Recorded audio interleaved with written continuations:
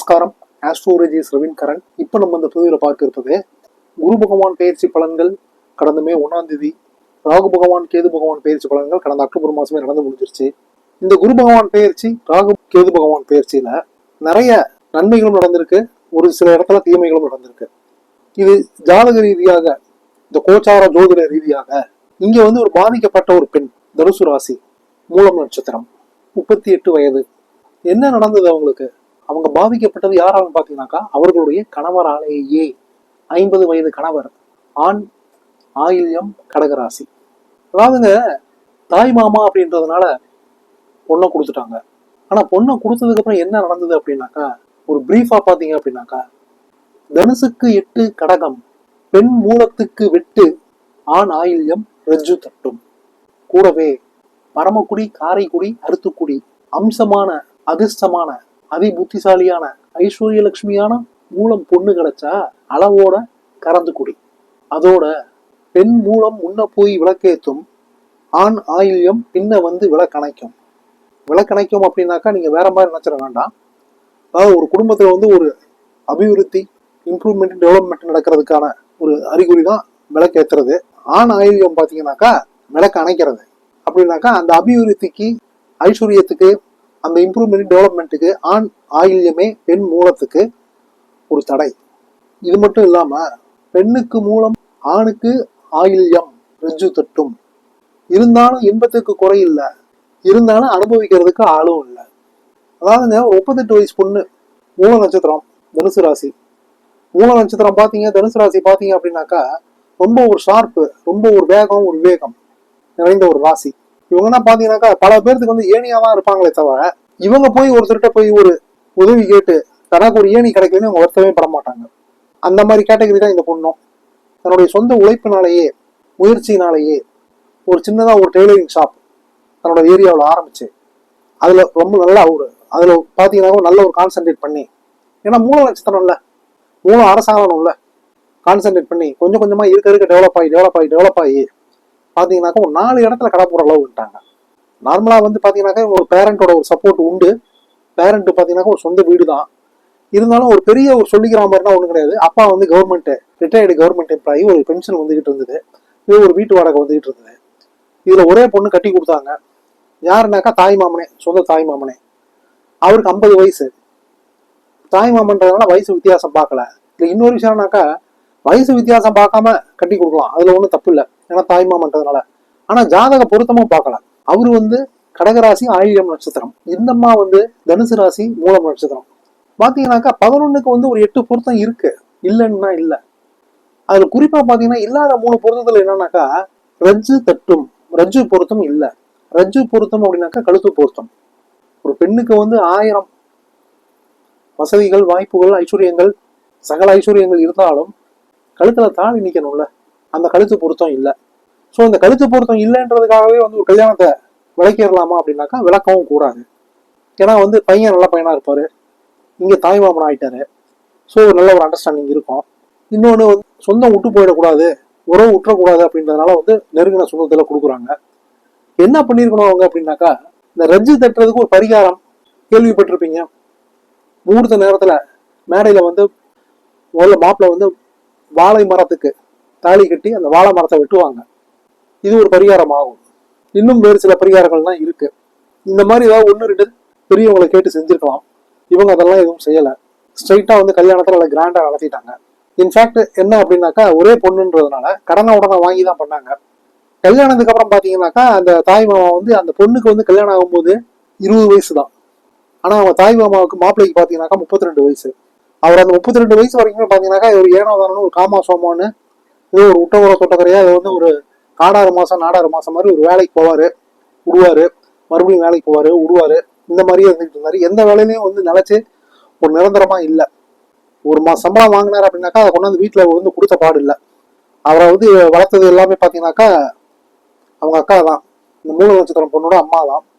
அவங்களும் பாத்தீங்கன்னா கூட பிறந்த பிறப்புன்றதுனால என்ன ஒன்றும் சொல்லிக்க முடியாத, மெல்லவும் முடியாத, முழுங்கவும் முடியாம அட்ஜஸ்ட் பண்ணி போயிட்டு இருந்தாங்க. அவருக்கு அப்பவே பாத்தீங்கன்னாக்கா கொஞ்சம் சரக்கு, சிகரெட்டு, அது இதுன்னு அந்த மாதிரி சில லாகரி வஸ்துகள் பழக்கம்லாம் இருந்தது. கல்யாணத்துக்கு அப்புறம் பாத்தீங்கன்னாக்கா டோட்டலா என் கையில சீனே மாறிடுச்சு. இந்த பொண்ணு வந்து மூல நட்சத்திரம் பாத்தீங்க அப்படின்னாக்கா ரொம்ப ஷார்ப்பு. ஒரு டிகிரி முடிச்சாங்க.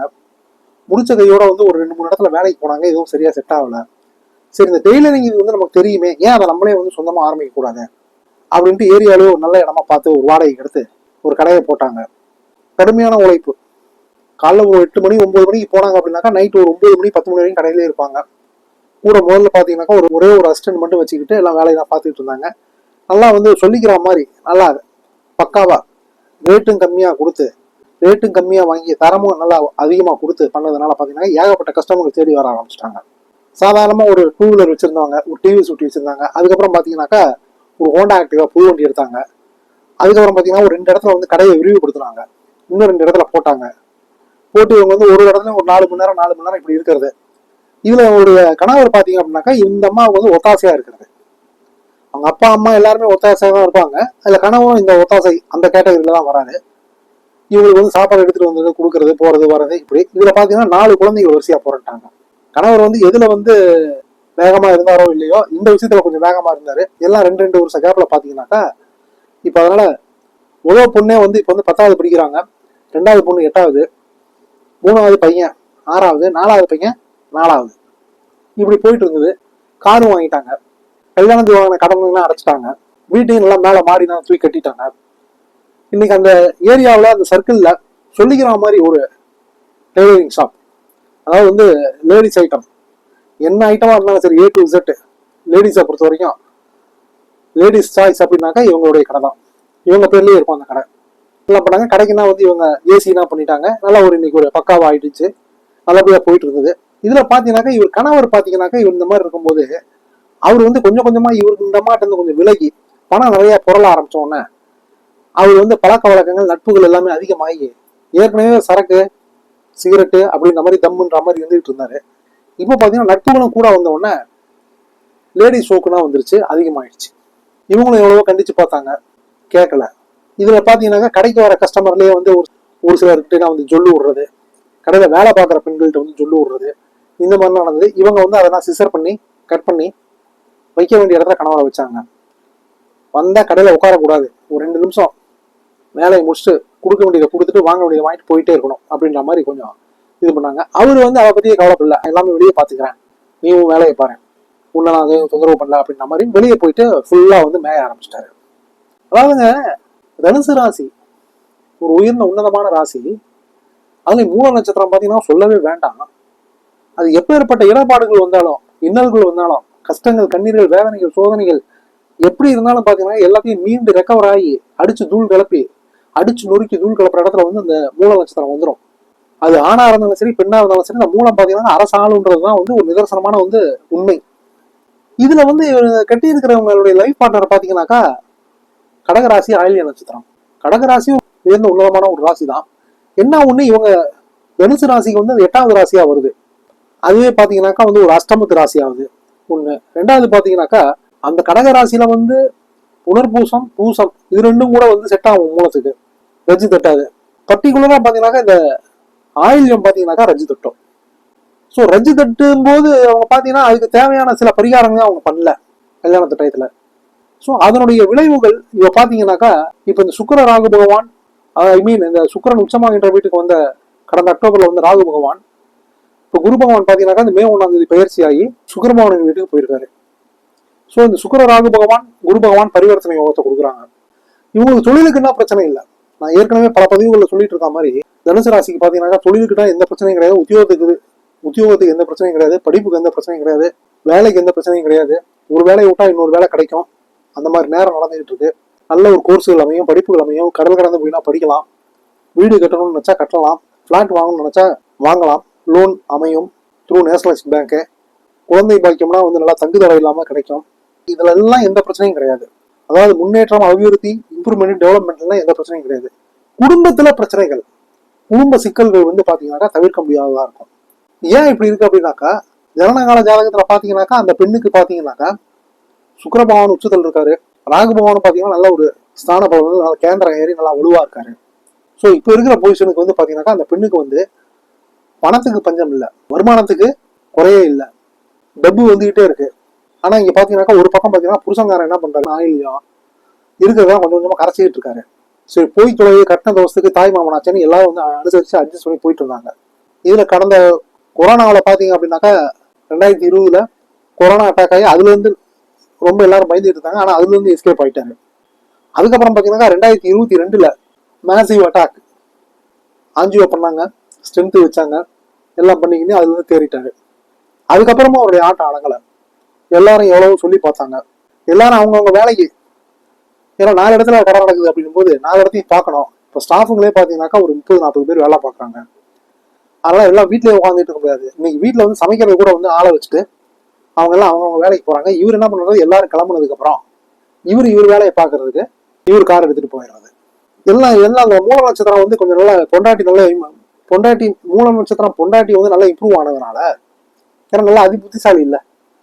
அதே மாதிரி வந்து நல்ல ஒரு ஐஸ்வர்ய லட்சுமி அங்கே தாண்டவம் மாறுறா. பர்சனாலிட்டிக்கும் குறையில்லை. வேலையில வந்து கில்லி மாதிரி இருக்காங்க. ஸோ எல்லாமே இம்ப்ரூவ்மெண்ட் ஆனதுக்கப்புறம் இவங்க என்ன பண்றதுனாக்கா, இவரு தனியா காரும் பார்த்தீங்கன்னா இப்போ 2 கார் ஆயிடுச்சு. இவருக்கு ஒரு காரு, இவரு கார் எடுத்துட்டு வெளியே கிளம்பி ஃப்ரெண்ட்ஸ் எல்லாம் கூப்பிட்டுக்கிட்டு ஜாலியாக வச்சு காணாம் இப்படியே போயிட்டு இருக்கிறது, இப்படியே வந்துட்டு இருக்கிறது. எவ்வளவு சொல்லி பார்த்தாங்க, திட்டி பார்த்தாங்க, திருத்த நினைச்சாங்க, எதுவுமே வேலைக்கு ஆகல. வீட்லயே சரக்கு போற அளவு வந்தாரு. பசங்க இவரை மதிக்கிறது இல்லை, அதை பத்தியும் அவர் கவலைப்படல. சரி ஏதோ நம்ம கழுத்துல வரிக்கிற தாலி பாக்கியமாவது நமக்கு வந்து கிடைக்கட்டும், ஒரு பூவுக்கும் பொட்டுக்கும் ஒரு கணவன் புருஷன் ஒருத்தர் இருக்கணுமே அப்படின்றதுனால வந்து போய் தொழில் அப்படின்ற மாதிரி தான் சகிச்சுக்கிட்டு இவங்க போயிட்டு இருந்தாங்க, வந்துகிட்டு இருந்தாங்க. இவங்க தொழில வந்து ரொம்ப கான்சென்ட்ரேட் பண்ணி ரொம்ப பிஸியா இருந்துகிட்டு இருந்தாங்க. இந்த சுக்கிர ராகு பகவான் பெயர்ச்சி, இந்த ராகு பகவான் கேது பகவான் பெயர்ச்சி, சுக்கிர ராகு பகவான் குரு பகவான் பரிவர்த்தனை, இதெல்லாம் நடந்ததுக்கு அப்புறம் பாத்தீங்கன்னாக்கா, இந்த ஆண்டு பிறந்த உடனேயே மார்கழியிலேயே பாத்தீங்கன்னாக்கா, பிறந்து இந்த ஜனவரி 10ஆம் தேதி போல ஒரு ஆக்சிடென்ட்ல ஆல் அவுட்டு. மூலம் நட்சத்திரம் பெண்ணும் அவங்க அப்பாவும் ஜாதகம் அனுப்பிட்டு ஃபோன் பண்ணாங்க. ஏற்கனவே நம்ம கிட்ட பார்ப்பாங்க. அதாவது அந்த கல்யாணத்தப்பா வந்து பாத்தீங்கன்னாக்கா வந்து அது ஒரு 20 வருஷத்துக்கு முன்னாடி நடந்திருந்தாலும் அப்ப நம்ம கிட்ட பார்க்கல. அப்புறம் நான் சொன்னேன், இந்த மாதிரி வச்சு தட்டுங்க, ஒன்றும் பண்ண முடியாதுங்க, அவரை கொஞ்சம் கேர்ஃபுல்லா பாத்துக்கங்கன்னு தான் சொல்லி வச்சிருந்தேன். இப்ப பாத்தீங்கன்னாக்கா நான் ஏற்கனவே சொல்லி வச்சிருந்தேன், கேர்ஃபுல்லா பாத்துக்கங்கன்னாவே என்ன அர்த்தம், அங்க கண்டம் இருக்குன்னு தானே அர்த்தம். எவன் வந்து பாசக்கயிறை வீசிக்கிட்டு வாசப்படியில் நிக்கிறான் அப்படின்றதான அர்த்தம். கணவன் போய் சென்டரு, பெரிய வருத்தம், பெரிய கவலையில இருந்தாங்க, ஒன்றும் பண்ண முடியாது. இன்னொரு கல்யாணம் பண்ணிக்க சொல்லி வீட்டில் இருக்கவங்களாம் வற்புறுத்துறாங்க, அவங்க வேணான்ட்டாங்க. ஏன்னா பசங்கன்னா வந்து எல்லாம் 10வது படிக்கிற பொண்ணு வந்துட்டா, 8வது படிக்கிற 2வது பொண்ணு, வயசுக்கு வந்த பொண்ணுங்க, விவரம் தெரியாத சின்ன பசங்க, 2 பசங்க. பசங்களுடைய ஃபியூச்சர், அவங்களுடைய ஃபியூச்சர் எல்லாம் கேட்டாங்க. எதுக்குமே பிரச்சனை இல்லைங்க, நல்லா நல்லபடியா போயிட்டு இருக்குது, எல்லாம் நல்லபடியா நடக்கும். அவர் இருக்கும்போது பண்ணாதத இன்னைக்கு அவர் இறந்ததுக்கு அப்புறம் ஒரு சாமியா இருந்து உங்களை வந்து காப்பாரு, கவலைப்படாதீங்க அப்படின்னு சொல்லி முடிச்சேன். அதாவதுங்க இந்த பதிவு பாத்தீங்க அப்படின்னாக்கா, பொருத்தம் பார்த்து கல்யாணம் பண்ணணும். பாத்திரம் அறிஞ்சு பிச்சை போடு, கோத்திரம் அறிஞ்சு பொண்ணு எடுன்னு சும்மா சொல்லல. அதே மாதிரிதான் வந்து பொருத்தம் பார்க்கணும். 11க்கு 8 பொருத்தம் இருக்கு அப்படின்னாக்கா பரவாயில்லையா, மெஜாரிட்டியா பொருத்தம் இருக்கேன்னு நம்ம நினைக்கலாம். ஆனா இந்த ரஜ்ஜுன்றது முக்கியம். என்கிட்ட வர கிளைண்ட்ல வந்து ரஜ்ஜு தட்டுது அப்படின்னாக்கா விட்டுடுங்கன்னுவேன். வேற வழியே இல்லை. இப்ப இந்த தாய்மாமா கேஸ் மாதிரி இருந்தது அப்படின்னாக்கா நான் சொல்றேன், இந்த பரிகாரத்தை பண்ணுங்க முகூர்த்த நேரத்துல அப்படின்னு சொல்லி அனுப்பி விடுவேன். ஸோ இந்த குரு பகவான் பெயர்ச்சி 6ஆம் இடத்துக்கு வந்த குரு பகவான் அவர் மே 1ஆம் தேதி தான் வர்றாரு அப்படின்னாக்கா 4 மாசம் முன்னாடியே அவருடைய சிம்டம்ஸ் எல்லாம் தெரியும், அறிகுறிகள்லாம் காட்டும்ல, காட்டிட்டாரு. சுக்கிர பகவான் உச்சமாகின்ற வீட்டுல வந்த ராகு பகவான், இந்த மூல நட்சத்திரம் பெண்ணுக்கு ஏற்கனவே பாத்தீங்கன்னா சுக்கிரன் உச்சத்தில் இருக்கு, ஜாதகம் வலுத்திருக்கு, அது பாதிப்புகளை உண்டு பண்ணணும்னு இருக்கு, உண்டு பண்ணிடுச்சு. ஒரு நூலளவு ஒரு கடுகளவு கூட வந்து ஜாதகன்றது வந்து மிஸ்ஸே ஆகாது, பொய்யே இல்லை.